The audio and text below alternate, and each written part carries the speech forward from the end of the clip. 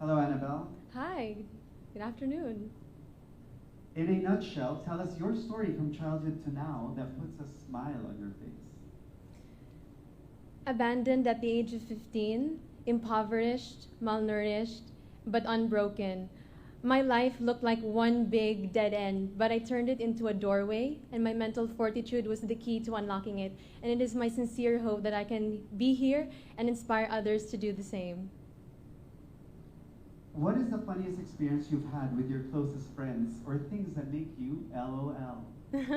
Well, I remember when I was spending time with the indigenous community of Misamis Oriental, I actually placed a necklace as a headdress, and all the kids laughed at me. However, I now know that what brings a smile to my face is, regardless of where I put it, I should place it in my heart, because we can be advocates for them, and at the same time, we can be more emboldened to inspire and aspire to be a Filipina woman. Women's health and well-being is a major part of the Miss Universe Philippines advocacy this year. How do you encourage women to take a more active role in this advocacy? When we don't tell our stories, when we remain silent, all the stories will embolden the predator rather than the prey. And women should see themselves as individuals who are empowered, who are celestial in their limitless possibilities. And I think that as we take up space and assert our voices, we can not only help ourselves, but help others to do the same, regardless of who they are or where they come from. What advice can you give to a young woman for her to become more socially aware and become empowered? Start by looking within yourself.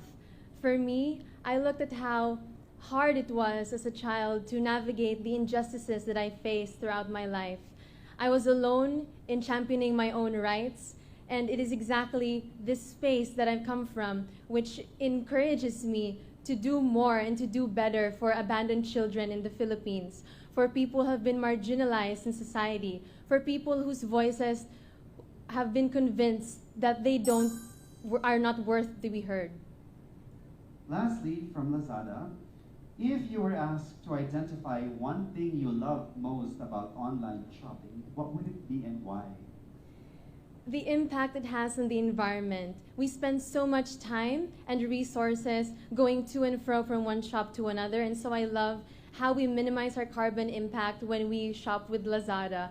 And given that how we need to let the earth breathe and how we need to embolden and enlighten ourselves on this very dire issue, I think this is what I absolutely love about Lazada. Progress should be sustainable, and it should always be inclusive at the same time. Thank you very much, AnnabelleMcDonnell from Misamis Oriental. Thank you so much. Next up, we have